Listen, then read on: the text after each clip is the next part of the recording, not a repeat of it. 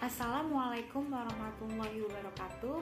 Shalom, Om Swastiastu, Namo Buddhaya, salam kebajikan, salam sejahtera bagi kita semua. Perkenalkan, nama saya Fahrani Wafik Aziza. Saya merupakan mahasiswa PMM MBKM dari Universitas Muhammadiyah Profesor Dr. Hamka dengan nomor induk mahasiswa 18010451128. Baik, pada kesempatan kali ini saya akan mempresentasikan terkait mata kuliah pragmatik dengan dosen pengampu Bapak Immanuel Silitonga, SPD MPD. Baik, pada kesempatan kali ini saya akan menjelaskan tentang hakikat bahasa. Pembahasan pertama mengenai definisi bahasa. Bahasa merupakan suatu ungkapan yang mengandung maksud untuk menyampaikan sesuatu kepada orang lain. Jadi, dapat disimpulkan bahwa bahasa adalah suatu kode yang digunakan untuk mewakili atau mengekspresikan gagasan atau ide, pikiran, dan juga konsep dan perasaan seseorang yang disampaikan dengan seperangkat lambang atau aturan yang telah disepakati bersama. Bahasa memiliki fungsi utama, yaitu sebagai alat berkomunikasi. Bahasa sebagai alat komunikasi mempunyai peranan penting dalam interaksi manusia, yaitu untuk menyampaikan ide, gagasan, keinginan, atau perasaan dan juga pengalamannya pada orang lain. Dalam upaya berkomunikasi, seorang penutur harus memperhatikan komponen dasar komunikasi, sehingga tindak tutur dalam berkomunikasi akan terjalin baik dan juga komunikatif. Lalu, ada berapa komponen pembangun bahasa yang harus kita pelajari? Komponen atau hakikat bahasa yang pertama adalah fungsi referensial. Fungsi referensial menurut Lubis dalam jurnal Aziza dan Amatullah tahun 2020 adalah bahasa yang berhubungan dengan kemampuan untuk menulis atau berbicara tentang lingkungan yang terdekat dan juga mengenai bahasa itu sendiri. Di sini, bahasa berfungsi sebagai alat untuk membicarakan objek atau peristiwa yang ada di sekeliling penutur atau juga yang ada di dalam budaya pada umumnya. Selanjutnya adalah fungsi emotif. Bahasa digunakan dalam mengungkapkan perasaan manusia, misalnya rasa sedih, rasa gembira, rasa marah, rasa kesal, rasa kecewa, dan juga rasa puas. Sebagai alat untuk mengungkapkan perasaan atau ekspresi diri, tujuan manusia mengungkapkan perasaannya bermacam-macam, antara lain agar terbebas dari semua tekanan emosi keadaan hatinya, suka dukanya diungkapkan dengan bahasa agar tekanan jiwanya dapat tersalur. Komponen atau hakikat bahasa yang ketiga adalah fungsi fatik. Bila dilihat dari segi kontak antar penutur dan pendengar, maka bahasa di sini berfungsi sebagai fatik, yaitu ungkapan-ungkapan yang digunakan biasanya sudah berpola tetap, seperti pada waktu berjumpa, pamit, membicarakan cuaca, atau menanyakan keadaan keluarga. Biasanya, ungkapan-ungkapan ini seperti ungkapan menjalin hubungan, memelihara hubungan, memperhatikan perasaan, atau membangun solidaritas bersama teman. Komponen atau hakikat bahasa yang keempat adalah fungsi metalinguistik, yaitu jika dilihat dari segi kode yang digunakan, maka bahasa itu berfungsi metalingual atau metalinguistik, yakni bahasa itu digunakan untuk membicarakan bahasa itu sendiri. Memang tampaknya agak aneh gitu.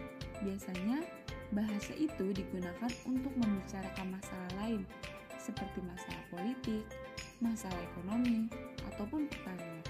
Tetapi dalam fungsi metalinguistik di sini, Bahasa itu digunakan untuk membicarakan atau menjelaskan bahasa. Hal ini bisa kita lihat ketika kita mempelajari bahasa Indonesia di kelas sekolah ataupun ketika kita mempelajari fonem, fonologi, morfologi, fonemik, dan hal-hal lain yang mempelajari bahasa itu sendiri. Komponen atau hakikat bahasa yang kelima adalah fungsi puitik. Bahasa digunakan untuk menyampaikan suatu amanat atau pesan tertentu. Bahasa mengungkapkan pikiran, gagasan, perasaan, kemauan, dan tingkah laku seseorang.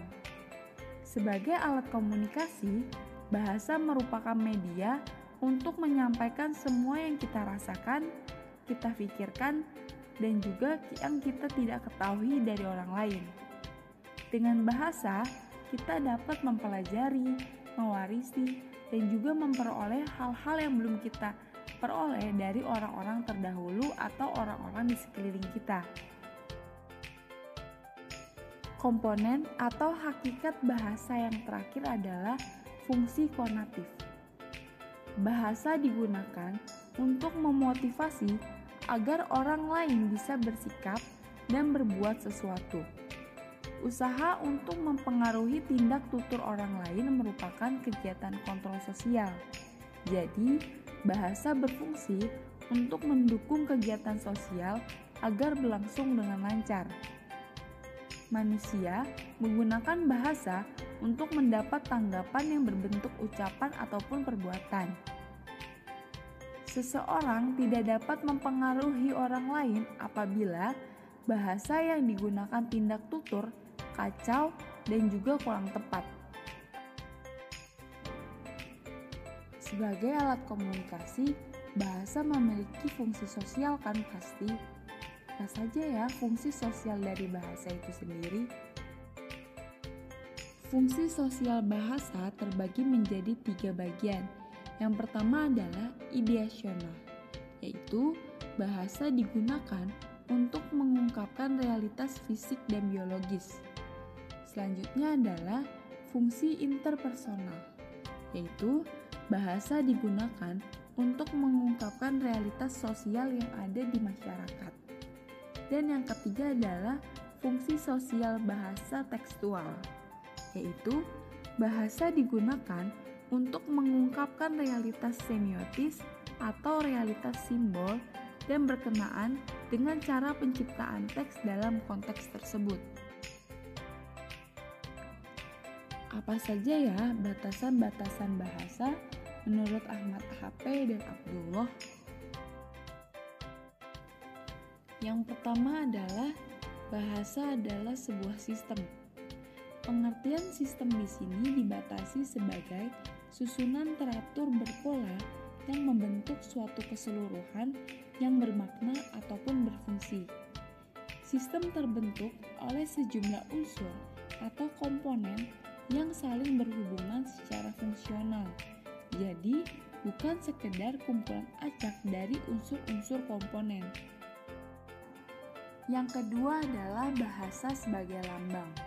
Kata lambang atau simbol sering kita dengar dalam kehidupan keseharian secara bergantian. Dalam kenyataannya, memang manusia selalu menggunakan lambang atau simbol. Di sini, HR berpendapat bahwa menyebutkan bahwa lambang merupakan kajian dalam ilmu semiotika atau semiologi. Di dalam semiologi, lambang dibedakan dalam 8 jenis, yaitu tanda atau sign, lambang atau simbol, sinyal atau signal, gejala atau symptom, dan isyarat atau gesture, kode, indeks, dan juga icon. Yang ketiga adalah bahasa sebagai bunyi.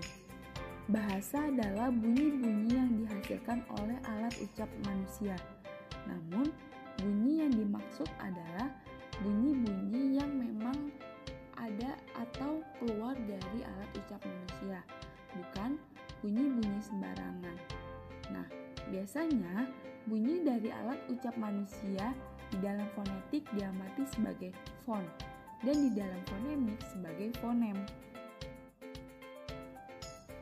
Yang keempat adalah bahasa bersifat arbiter. Maksudnya adalah bahasa dipilih secara acak tanpa alasan. Contoh, penutur Indonesia menamai perabotan rumah tangga yang digunakan untuk duduk dengan sebutan kursi. Lalu, kenapa nih itu dinamakan kursi? Kenapa tidak pintu? Kenapa tidak ubin? Atau kenapa tidak atap? Mengapa dinamai kursi seperti itu? Nah, kita kan tidak dapat menjelaskan mengapa benda tadi dilambangkan dengan kursi dan bukan sikut, bukan rusik, bukan sikur. Itulah yang disebut bahwa bahasa dipilih secara acak tanpa alasan. Yang kelima yaitu bahasa itu bermakna. Dalam hal ini dapat dikatakan bahwa bahasa itu memiliki makna. Maka, kalimat yang tidak memiliki makna bukanlah bahasa. Contoh, Hifni pergi ke sekolah. Kata Hifni merupakan subjek yang melakukan kegiatan yaitu pergi ke sekolah. Yang keenam adalah bahasa itu konvensional. Ciri konvensional dekat hubungannya dengan ciri arbiter. Jika arbiter terletak pada hubungan antar lambang bunyi dengan konsep yang dilambangkan, maka konvensional terletak pada kepatuhan penutur bahasa untuk menggunakan lambang itu sesuai dengan konsep yang dilambangkan. Yang ketujuh adalah bahasa itu unik. Unik sebagai hakikat bahasa artinya mempunyai ciri khas spesifik yang tidak dimiliki oleh bahasa lain. Setiap bahasa memiliki keunikan sendiri-sendiri. Ciri khas ini bisa menyangkut sistem pembentukan kata, sistem pembentukan kalimat, atau sistem pembentukan lainnya.